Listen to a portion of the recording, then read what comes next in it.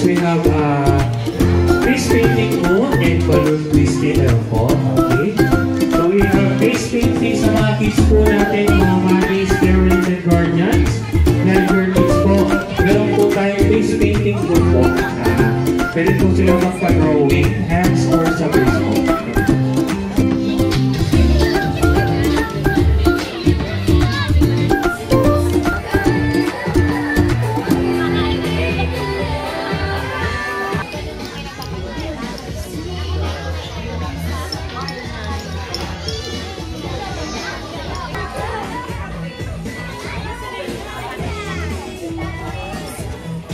Alright, so before we start this party, I would like to call to all of you to please rise. Tayo po nga tayo lahat. Then, tawagin po natin si Pastor Louie. I am privileged po to be here with you to facilitate the dedication of Riley. Okay? And I'm sure that you are special kay Doc RJ at kay Shine kung bakit kayo nandito. No? The dedication and later on the birthday of Riley. And siguro po to explain what we are doing here, baka po hindi po tayo familiar what's happening. This is not a baptism. Diba, culture natin sa Pilipino, binabaptize natin yung bata. It's just that when you look at the Bible, hindi po binabaptize yung mga singidad ni Riley because baptism is a decision. Okay? Decision po. Si Riley po ang kaya pang pagdesisyonan niya kung kailan siya susuka, tsaka dedeli, tsaka pupupo. And when I asked him, gusto mo bang i-follow si Jesus? He probably cannot decide that yet. And the time will come when Riley is of age that he will decide for himself if he will follow Jesus Christ. So, what we're gonna do today is what we call a dedication. Sabihin nyo nga, dedication. Dedication! We want the guidance of the Lord together with the community. Kasama po tayo doon. That's the fourth C. Community and raise Riley up in the ways of the Lord. And we will look at what the Bible is saying. Hindi po yung Netflix, hindi yung whatever, hindi YouTube. Right? Hindi whatever. We will look at what the Bible says about what we should do to Riley. Thank you that you have given us this place, the blessings, Lord, the favor. Ngayon pa lang, Lord, I pray for blessings upon this family, and I pray for everyone that's here who's gonna hear your word, Lord. Thank you, God. So, Doc RJ, Shine, this is primarily for you, pero this is for all of us din. Sabi dito, in vain you rise early and stay up late, toiling for food to eat, for he grants sleep to those he loves. Children are a heritage from the Lord, offspring are a reward from him. Like arrows in the hands of a warrior are children born in one's youth. Blessed is the man whose quiver is full of them. They will not be put to shame when they contend with their opponents in court. May foolishness daw. Si Riley super cute. Super cute right now, but I'm sure his parents agree. Meron na rin niyang maliit na demonyo. Maliit na sinner na ginagawa sometimes. I have two children. Si Boaz is 3 years old right now. Na-guess niya po niya kung paano kami manipulate. Ayaw natin, 10, 13, 14, 15, 20 years later, we have a son na hindi natin kilala. Children are a heritage from the Lord. Ano ang Tagalog po ng heritage? Pamana. Okay, pamana. Si Riley daw ay pamana ng Diyos sa parents niya. Can you agree with that? May kwento, and that makes it special. So what I'm trying to say here, and I'm gonna say this to the parents here. Kung parents po kayo, I'm also a parent of 3. Okay? May value na po si Riley. May value na po yung mga anak natin. Let us not dictate their value based on the world. Kasi pag lumaki yan, mahahawa tayo on how parents give value to other kids eh. Like what? Like their education. Riley, ano ka ba naman? Ba't di ka gumawa sa atin mo? Best in ganyan, best in ganito, ba't ikaw wala? And the tendency is that the child will grow up thinking, wala pala akong kwenta eh. Bakit? Sino nagsabi nun? Yung parents. God blesses us with His children. Yes, masakit sa ulo. Yes, sometimes parang gusto mong lagyan ng tape yung kanilang mga bibig. At gusto mo na lang buksan yung TV maghapon para lang manood na lang kayo dyan ng Cocomelon tsaka ng, yan, parang ginagawa ko sa dalawa. Pero hindi, we thank God for them. What's gonna be your role in this? It's not just to pay everything that we will eat later. Hindi po ako na, hindi, kami nga po yung kain eh. Yeah. Hindi, I hope that we go beyond the traditional Filipino ninong-ninang. Na nakikita lang natin yung anak natin kapag kapag Pasko or worse, di ba? Hindi natin. Kaya may mga ganitong mga eksena sa pag nagiinuman, di ba? Yun na ba yung anak ko? Ang laki na. Paano hindi mo nakita? There is something in you that they saw. Maybe friends kayo, maybe there's a skill that you have, maybe there's leadership or beauty or kindness. So, kinuha kayong ninong at ninang nito, pwede nyo silang guluhin. Ayan, Dok, pwede ba kaming dumalaw? Dalawin ko lang yung inaanak ko. Okay, so pwede yun. Okay, but more than just the Christmas, I hope we can see Riley as much as we can. Lalo na kung malapit lang naman tayo. Or, video call, all of that things. We are just one phone call away. Okay, kung hindi kayo tinatawagan ng couple, kayo yung tumawag. Uy, naku sila Sam, hindi naman ako tinatawagan. Hey, the phone work both ways. So, pwede naman ikaw tumawag. Bago tayo mag-step up sa role natin, right? So, we can partner. Okay, Doc, Shine, mukhang stress kayo. Gusto nyo mong magbakasyon. Sa amin muna yung dalawang bata. Something like that. Okay, lagak nyo muna sa amin. And we have friends like that. Salamat, Lord, for this great privilege and opportunity. You gave us to be an example to this child. Titingnan niya yung buhay namin. Magiging idol niya kami in a way. Lord, thank you. We pray that we can do these three things.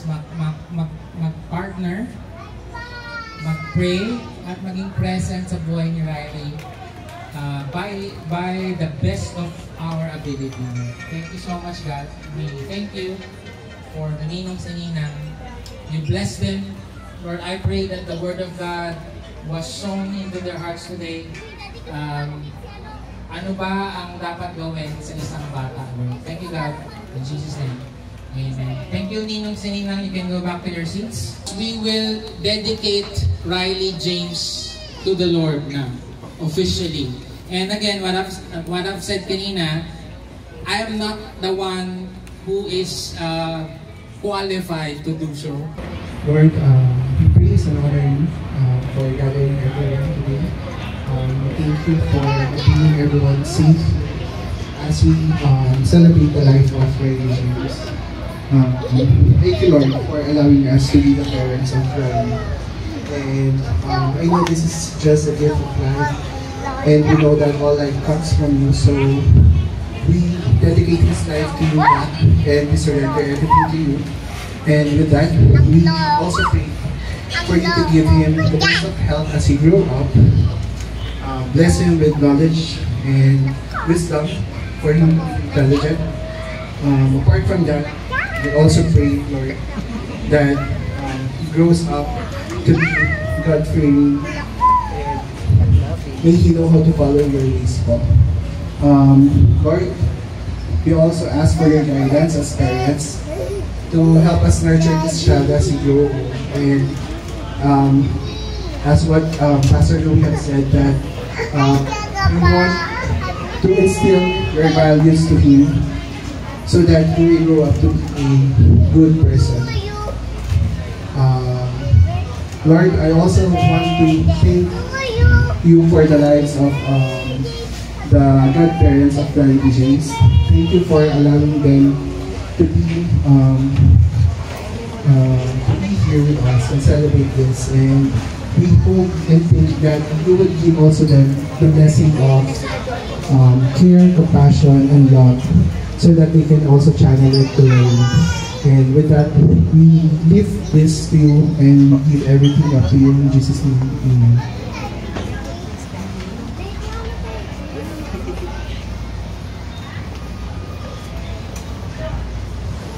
Lord, thank you for the incredible blessing of being Riley James' mother. With a heart full of love and gratitude, I dedicate my son before you today. I pray that you surround him with your love and protection, guiding him as he grows. Help me, Lord, to be the mother he needs, giving me the wisdom, patience, and strength to nurture him in your ways. May he come to know you personally and grow in faith, becoming a man full of wisdom and compassion. I entrust his life into your hands, trusting in your perfect plan for him. May he always walk in the light of your love and purpose. In Jesus' name, amen. We will seal this bowl with anointing of the oil. Alright? Lord, we thank you again for the life of Riley James. We are anointing him with oil. Lord, we are setting him apart for you in a way that he should go. Lord, I declare that ilayo mo siya sa lahat ng mga influences of the world. I pray, Lord, that baliktad yung mangyayari. That yung mga klase niya or yung mga kalaro niya will want to do this. And yet, he knows what the ways of the Lord is. And I pray that he will have the favor of his parents and his godparents. That he will also fear you. That there will come a time that Riley for himself will decide that I want Jesus to be my Lord and Savior. And it will happen from one generation to another generation. Lord, thank you for this child. Salamat, Lord. We are dedicating Riley James to you. Lord, we are setting him apart. Lord, he is yours. The world, the devil, sin has no more hold on him because we are dedicating him to you.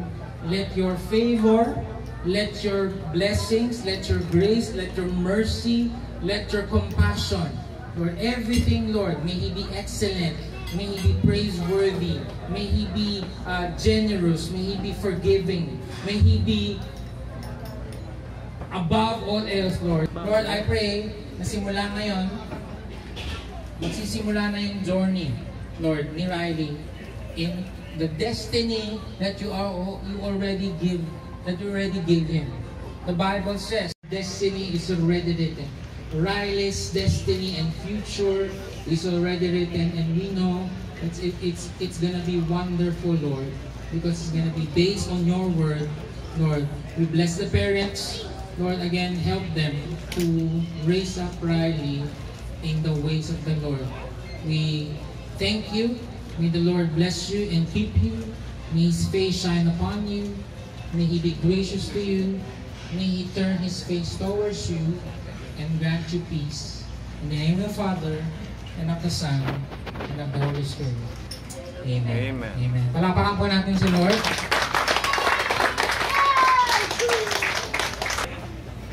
Today, we dedicate to the Lord Jesus Christ, Riley James Bautista. We acknowledge that this child is a precious gift from God, and we take responsibility for guiding and training for our child according to the Bible and nurturing him in God's way.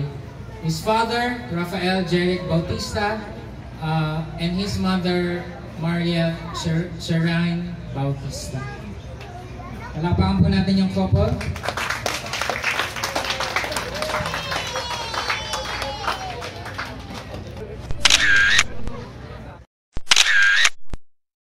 Isa pa pong last na palakpak para kay Lord who deserves all the glory and honor for Riley and his family. Thank you. And now, siyempre, bago tayo mag-start sa ating games for the kids, ayan, and adult. Ayan, so we have program, we have games and magic show. And we're ready. Sabay-sabay. Ready? Happy birthday to you. Louder. Happy birthday to you. Happy birthday. Happy birthday. everybody clapping your hands. Happy birthday to you. Happy birthday to you. Happy birthday. Happy birthday to you. Happy birthday to you. Happy another. Happy birthday to you. Alright, say happy birthday, Riley! Happy birthday, Riley! Isa pa yung pinakamalakas! Happy birthday, Riley! Hihingi parang po natin si Riley. Ayan, thank you very much po.